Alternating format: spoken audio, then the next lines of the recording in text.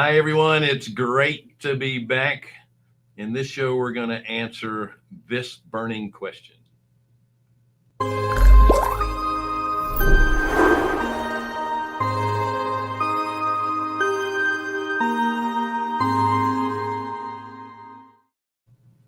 Greetings. I'm Bill Fairman. I'm with Carolina Capital Management, and welcome to the Real Estate Investor Show. Hard money for real estate investors. If you are in the market for a loan for one of your projects, go to carolinahardmoney.com and click on the Apply Now tab. If you're an investor looking for passive returns, go to carolinahardmoney.com and click on the Accredited Investor tab. Don't forget to like, share, subscribe, hit the bell, and don't forget about Wednesdays with Wendy.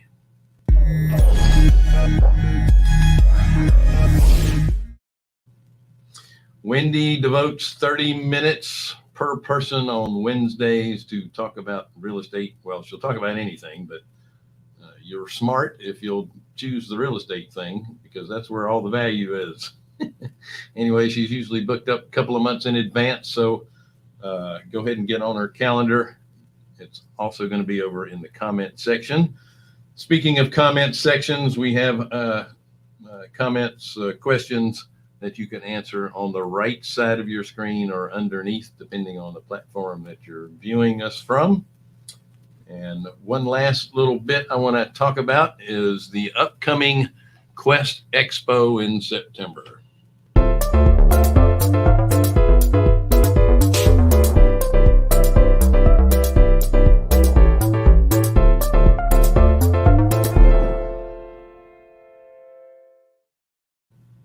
Quest Expo is an excellent event. It's all education on real estate investing and how you can invest your self-directed IRAs. We have a coupon code, Fairman 30, get you 30% off. It's like I said, it's an awesome event. It's 3 days. Wonderful place to network and learn about how to invest that self-directed IRA. I can tell you that most people go through the hard part of getting their money rolled over into a self-directed account, but they fail to invest enough of the money, and it just sits there. That's not helping you at all. So it's a great place to go. Okay, to our show.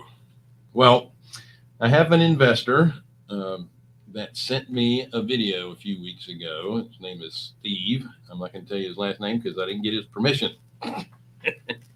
But he sent me a video of a fella. His name is Nick Jurley.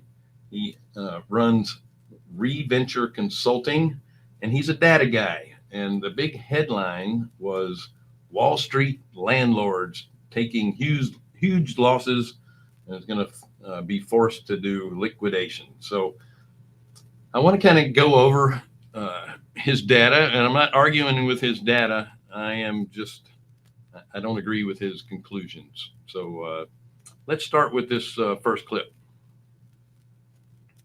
Redfin just reported a couple days ago that investor home purchases crashed by 17% in the first quarter of 2022. They quoted a realtor in Nashville who said that a few months ago, 95% of homes for sale in Nashville would get at least one cash offer from an investor. But not anymore, folks, because today most homes aren't getting any investor offers. The realtor went on to say that this is good news for regular home buyers. Regular home buyers like you all watching this channel are going to have more inventory and cheaper home prices to choose from. However, you need to note this investor fire sale and crash is going to be most severe in specific cities and neighborhoods around America in 2022 that I'm going to reveal to you later. Okay, so a couple of things I want to address with that. Yes, investor purchases have dropped, and for a couple of reasons. Number one, lack of inventory. It's harder and harder to find inventory out there. Another reason is the prices have gotten too high for investing numbers to make sense. So if the numbers don't work, as an investor, why are you going to be buying properties? When Redfin is interviewing realtors about investor offers, I always take that with a grain of salt. Most investors, professional investors, number one, they don't buy retail. They don't buy off the MLS. So let's face it, those Redfin and the realtors don't know anything about those purchases. They're buying off-market properties that the only way they would know about those purchases if they did a search on title transfers in the area. And yeah, the hotter markets are the ones that are going to have investor purchases dropping the most. And because, like I said, the prices are too high, investor purchases are not emotional. They're about the numbers. And if the numbers don't work, they're not going to purchase. Now, of course, he calls it crashing 17%, but they were already way up there. Now, the ones that bought early enough in a lot of these markets, when the prices were relatively low, they could still buy stuff off the MLS and still make the numbers work. But not anymore. The prices have just gotten too high. Scott, let's do the next clip. First, I need to address a question that I think is already brewing on a lot of your minds. You guys are probably saying to yourselves, wait a minute, all we heard about for the last 6 to 12 months was that investors were taking over the housing market. Why are they now all of a sudden bailing out? What's going on? Well, folks, the answer to this question has everything to do with two main trends that are developing right now in the housing market. Number one is increasing mortgage cost and cost of debt, while number two is declining profitability for landlord rentals. And that second point on declining profitability is a key one that a lot of people don't understand, because if you look at the last 8 years of data on investor cap rates, aka the rental profit that comes from buying and renting out a house, we can see that the cap rate is all the way down to 4.4%, meaning that if a Wall Street investor bought the typical priced home in America of $352,000, they would earn about $16,000 a year in net rental income after deducting expenses. This cap rate and investor return has been on a consistent downward decline over the last 8 years, forcing many investors to accept lower profits in order to buy into the housing market. Now, here's what's interesting. Accepting lower profits made sense for a while because these Wall Street investors could borrow at very cheap costs of debt, especially during the pandemic. You can see if we add the orange line to this graph, 30-year mortgage rate in America, during the pandemic, that cost of debt went down to 2.7%, meaning that even though the profitability of the rental was declining, the cost of debt was declining by more, which meant that there was still an incentive to buy. However, this incentive no longer exists today as the mortgage rate has shot all the way up to 6%, well above the income potential of the property. And this is a huge deal, everyone, because the fact that the mortgage rate now, the cost of debt, is above the rental profit yield, that means that any investor buying into the 2022 housing market with debt is likely losing money after they rent the house out to a tenant and then pay their lender, which is why way fewer investors bought homes in the first quarter of 2022 and why fewer are buying homes this quarter, and why by the end of the year, we're going to see a big real estate investor sell-off, especially in certain cities. Okay, let's stop there. All right, so there's a lot to unpack here. First of all, the big Wall Street landlords that you talked about earlier have less than a 7% market share on single-family homes nationwide. So it's really the mom and pops investors, the people that have probably 5 to 7 houses are the ones that have most of the single family homes in the U.S. as investment properties.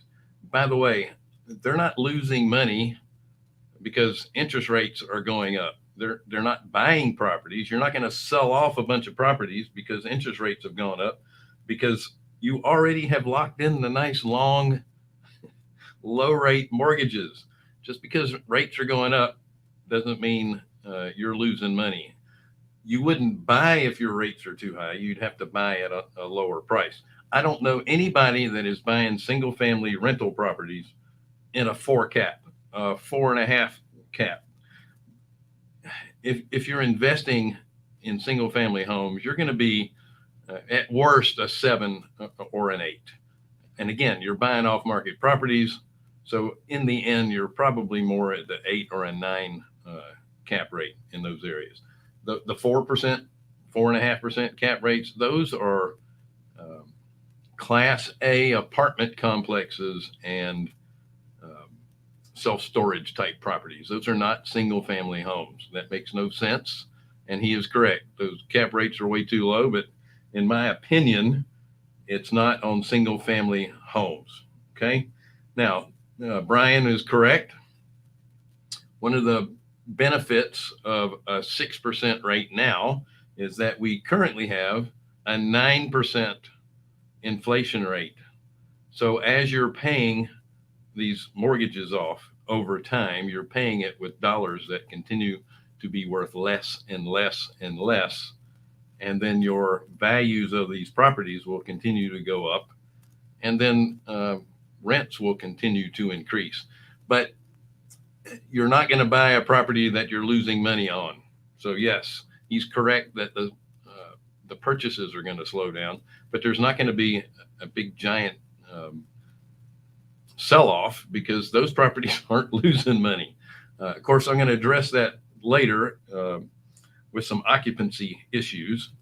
But then again, there's a lot of tools in the toolbox for that. So the slowdown in investor purchases, in my opinion, is not going to be a crash. We actually need a slowdown in purchases overall. A normalized market since the 50s has been 3 to 3.5% appreciation. We've been at 17, 20 or higher in some markets, and that is just not sustainable. Yes, things are slowing down. They need to. In order to have a healthy market, it has to get lower because we can't sustain that type of appreciation. Scott, you want to go to the next clip?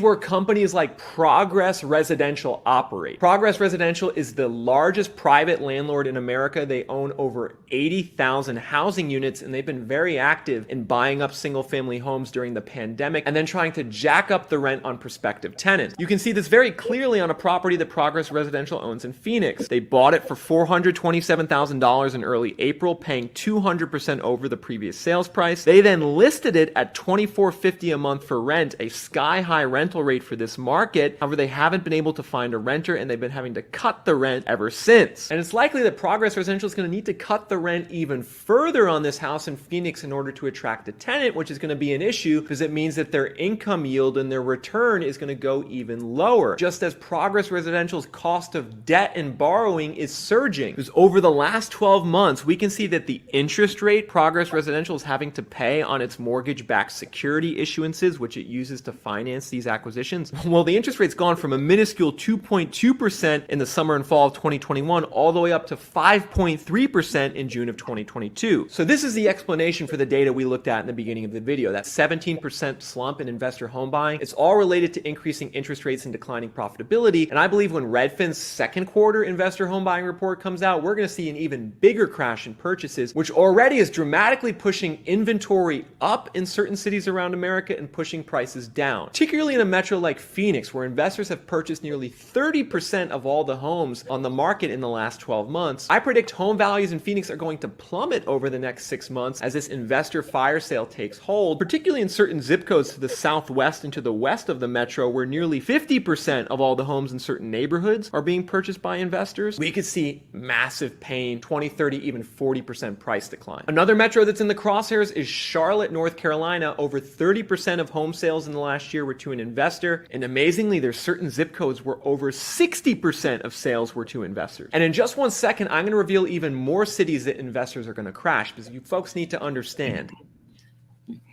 All right. Thank you, Scott. So again, a lot here to unpack. That specific example of a house in Phoenix is they obviously just paid too much for that house in the first place.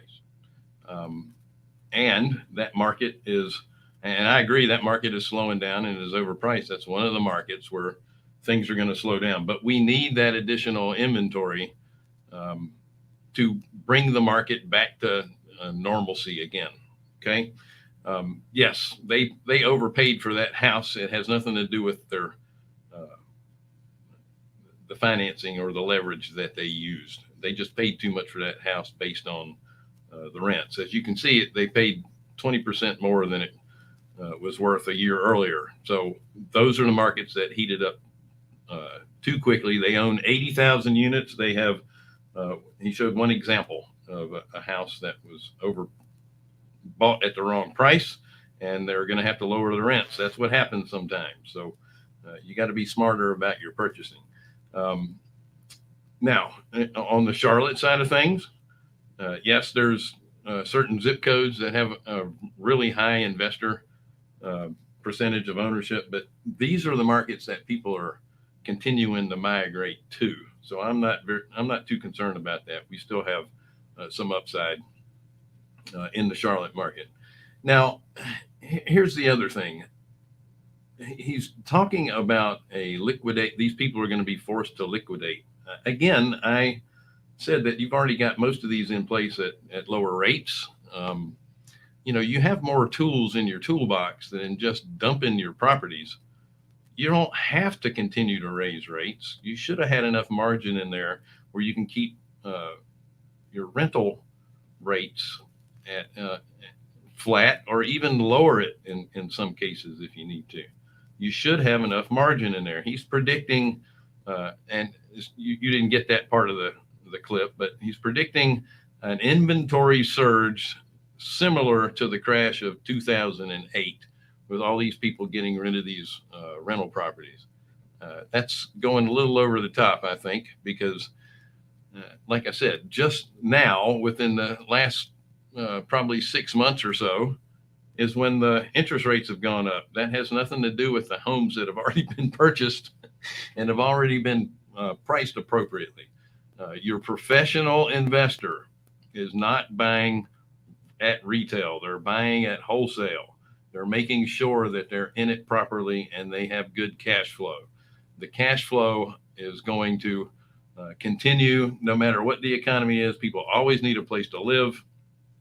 If anything would happen where they would have to get rid of some properties, it would be in the multifamily space because that's where most of the institutional investors own their rental properties, is in the multifamily spaces, not the single family spaces.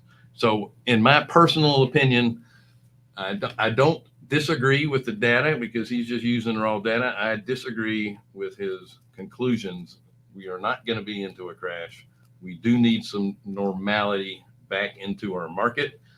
What I said was earlier that what we had is unsustainable. It's got to slow down at some point, and it's market corrections.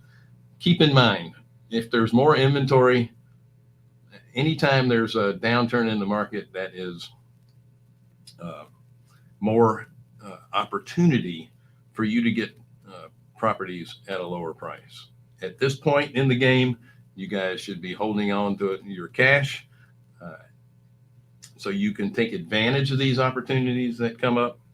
It doesn't mean you crawl into a hole and not buy anything.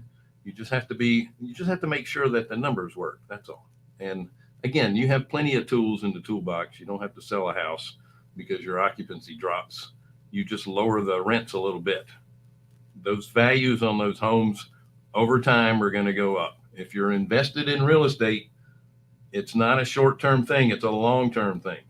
It's just like investing in the stock market. If you're investing into different types of funds, they're all going to be 5 to 10 years maximum or minimum investments, rather. Because of the liquidity nature of real estate, this is not other than your fix and flip. These are long-term investments, and over the long term, the history is you're always going to end up with good value in real estate. So thank you guys so much. So do we have one other? Nope. All right. Thanks so much for, Harmonia is still a good source of funding deals. Yes, sir, Mr. J. That's another thing. And I'll leave you with this. When things start to tighten up, you need a network of people that you can get private capital from. And it's getting more and more apparent right now as Wall Street is starting to get a little concerned.